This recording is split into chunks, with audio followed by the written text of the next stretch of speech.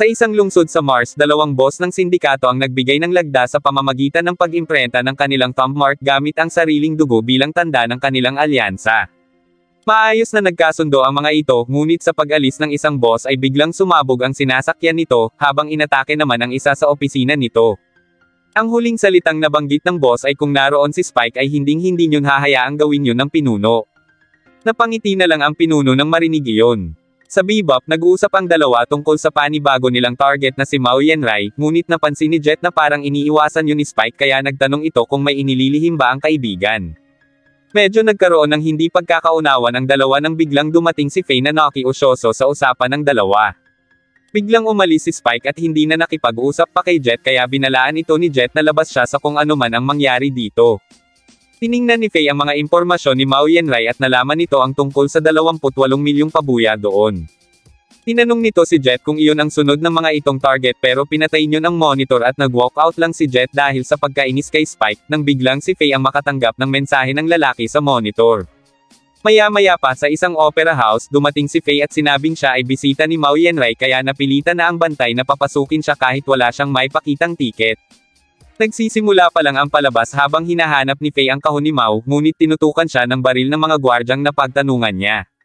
Samantala, sa isang tindahan ay dalawang batang lalaki ang sinubukang magpuslit ng magazine pero sa pagtakbo ng mga ito ay nahuli rin sila ng may-ari hanggang sa mabitawan niya rin ang mga ito dahil sa pagkagulat nang makita si Spike sa harap niya. Magkakilala pala ang dalawa pero ang alam ni Annie ay 3 taon nang patay si Spike kaya gulat na gulat ito nang makita iyon. Biglang napatingin si Spike sa litrato ng pamilya ni Annie kaya alam na agad nito na kaya naroon si Spike ay para magtanong. Ngunit nang inag ang kamay ni Annie nang tanungin ito ni Spike kung ano ang nangyari kay Mao. Dahil sa mga gwardya ay napilitan ng umupo si Faye sa loob ng box seat sa tabi ng dogwang si Mao. Natakot si Faye nang makita iyon nang may biglang magsalita sa may likod niya na nagpakilala bilang Vicious. Samantala, binigyan ni Annie si Spike ng mga bala ngunit pinayuhan nito si Spike na huwag nang lumaban kay Vicious kahit alam niyang hindi ito makikinig. Biglang inagaw ni Spike kay Annie ang iinuman sana nitong alak at sinabing para iyon kay Mao.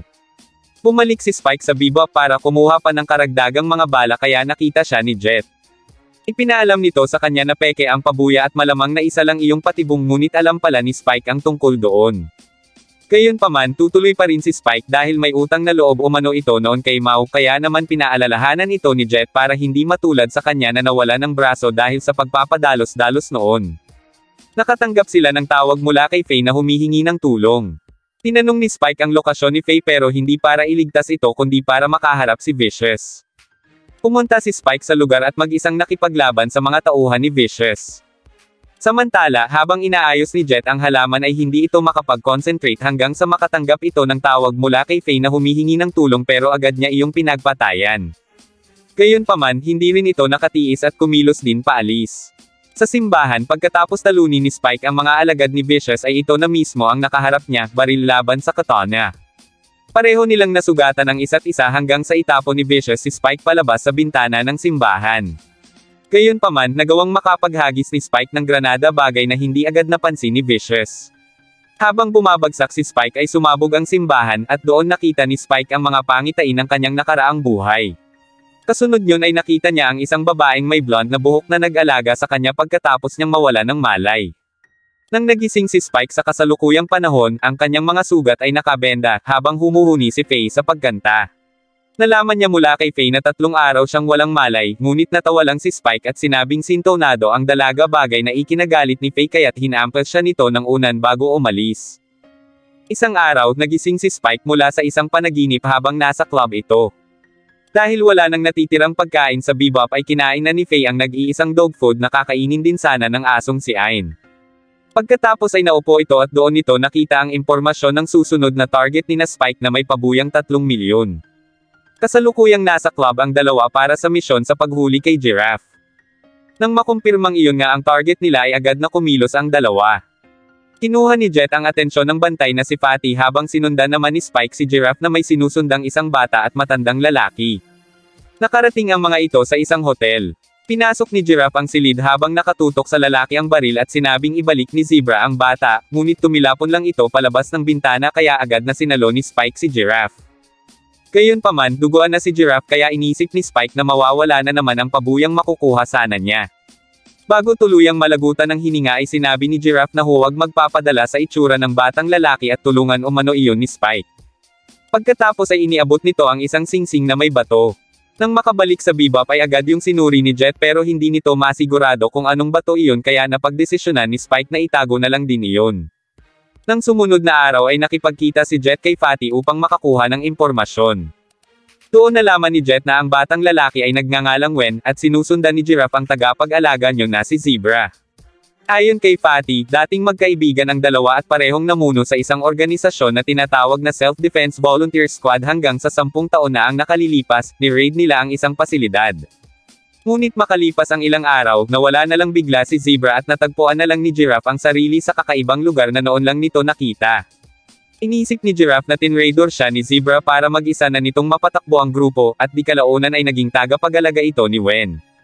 Samantala, nakita ni Spike si Wen na tumutugtog sa ibang club kaya sinundan niya ang dalawa sa isang bodega. Tinitingnan ni Jet at Faye ang mga impormasyon ni Wen sa mga pahayagan, nang biglang napansin ni Faye ang petsa na mahigit 30 taon na ang nakalipas ngunit ganoon pa rin ang itsura ni Wen at hindi si Zebra ang tagapag-alaga sa litrato. Sinubukan ni Spike na makipag-usap ng mahinahon kay Wen dahil bilin umano ni Giraffe na iligtas ang bata, ngunit bigla iyong bumunot ng baril at nagpaputok. Tinamaan si Spike sa braso kaya nabitawan nito ang kanyang baril at saka siya binalaan ni Wen na huwag makisali. Tinawag ni Spike na bata si Wen pero sinabi nito na ganun lang ang itsura niya pero siya ay buhay na bago pa nasiloyan ni Spike ang mundo. Noong bata pa si Wen, lumabas sila ng kanyang mga magulang para mag-picnic. Ngunit biglang nawala ng kontrol ang hyperspace gate at naglabas ng kakaiba at mapanirang enerhiya na siyang sumira sa isang tipak ng buwan ng mundo. Dahil doon ay tumigil sa pagtanda ang katawan ni Wen at tila wala ng kamatayan pa. Marami ang nagka-interes at nagnanais na mapag-eksperimentuhan siya pero nauna pa ang mga iyon na mamatay kesa sa kanya. Nang salakayin ng Defense Squad ang laboratorio na tinitirhan ni Wen, doon ito pinawala ng kakayahan si Zebra upang gamitin para tumayong tagapag-alaga niya. Doon napagtanto ni Spike na si Zebra ang tinutukoy ni Giraffe na kailangan niyang iligtas. Sinabi ni Wen na ibalik sa kanya ni Spike ang singsing kaya nagkunwari si Spike na hindi niya alam ang tungkol doon dahilan para paputukan siya ni Wen ng baril. Iniwasan ni Spike ang mga bala at tumakbo palayo para kumuha ng baril at gumanti ng putok. Nang makabalik ay agad niyang pinaputukan ang baril na hawak ni Wen dahilan para ito naman ang tumakbo palayo. Nang susundan niya na sana ito ay bigla nitong itinulak si Zebra na nakaupo sa wheelchair bilang sagabal kay Spike. Dahil doon ay hindi agad nakatakbo si Spike kaya binaril niya si Wen hanggang sa matamaan niya ito sa ulo, ngunit nang puntahan niya ito upang tingnan kung saan nahulog ang katawan ay wala na si Wen. Bumalik si Spike sa Bebop kasama si Zebra na tila paralisado, habang nilalagyan ng benda ni Jet ang braso niya. May napansin si Ain kaya tumahol ito para makuha ang atensyon nila, at doon nakita ni Faye na umiiyak si Zebra. Dahil doon ay iminumungkahi ni Spike na gamitin ang Alpha Catch, isang aparato na sumusubaybay sa brainwaves.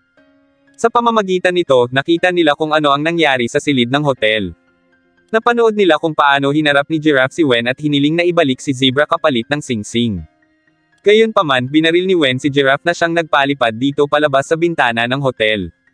Huling sinuri ni Jet ang bato at doon nalaman niyang nabuo ito mula sa hyperspace energy na inilabas noong aksidente, ang parehong enerhiya na nagpapanatili sa buhay ni Wen. Ginawa nilang bala ang bato para gamitin kay Wen pero binalaan ni Jet si Spike na hindi niya alam kung ano ang mangyayari kapag binaril nila si Wen gamit iyon, basta ang alam niya lang ay maaari iyong sumabog. Gayunpaman, nagpatuloy pa rin si Spike at agad na umalis. Samantala, pumara si Wen ng taxi at agad na pinatay ang driver para kuhanin ang sasakyan. Nagawa ni Spike na mahanap si Wen kaya agad itong nagpaputok at pinasabog ang taxi sa kalsada patungo sa isang gasolinahan na siyang naging sanhi ng pagsabog ng sasakyan. Pagkatapos yun ay nakapaglakad pa si Wen sa apoy nang hindi nasasaktan kaya binaril na ito ni Spike sa noo gamit ang balang bato na ginawa nila. Doon nagsimulang magbago ang itsura ni Wen at naging matanda. Natumba ito ngunit masaya na rin sapagkat sa wakas ay maaari na siyang mamatay. Pagkatapos yun ay pinulot pa ni Spike ang instrumento ni Wen at sinubukan pang gamitin bago itinapon sa hangin at gumawa ng style baril gamit ang kanyang kamay na animoy binabaril niya ito.